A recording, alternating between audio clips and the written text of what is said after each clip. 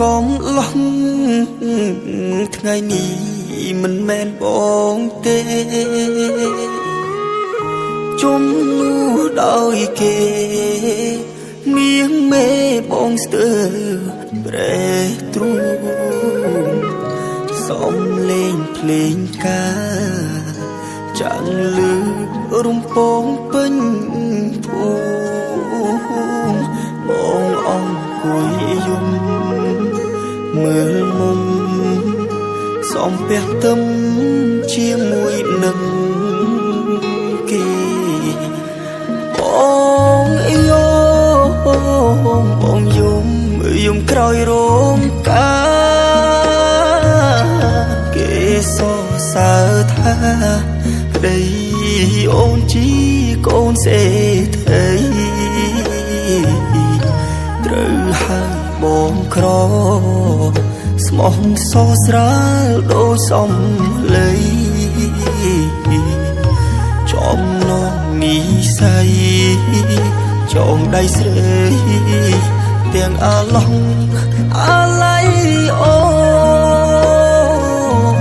បាយខំចងដៃតែផ្ដាច់និស័យពួកយើងទាំងពីរធ្លាប់តែលោកលើនគ្រប់នាទីហើយលើក្រៃតទេ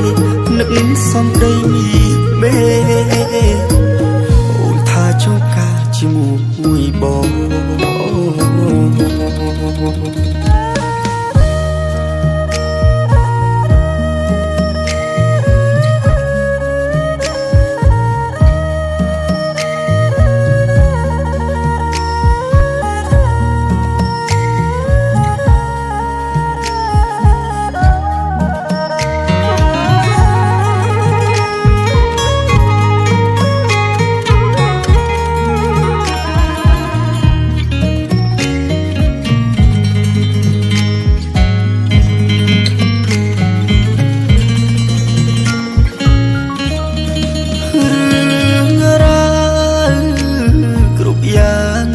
ព្រោះតែ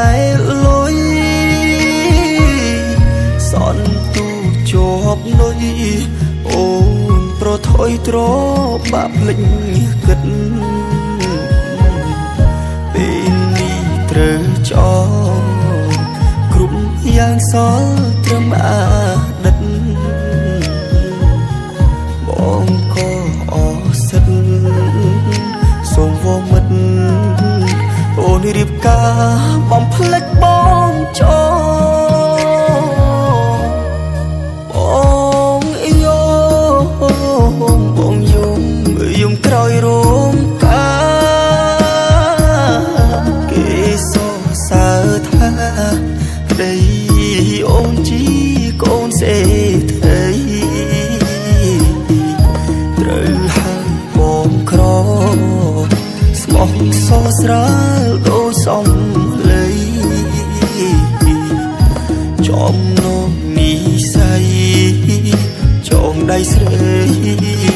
ទាំងអាឡងអាឡៃអូបាយខំចងដៃតែផ្ដាច់និស័យពួក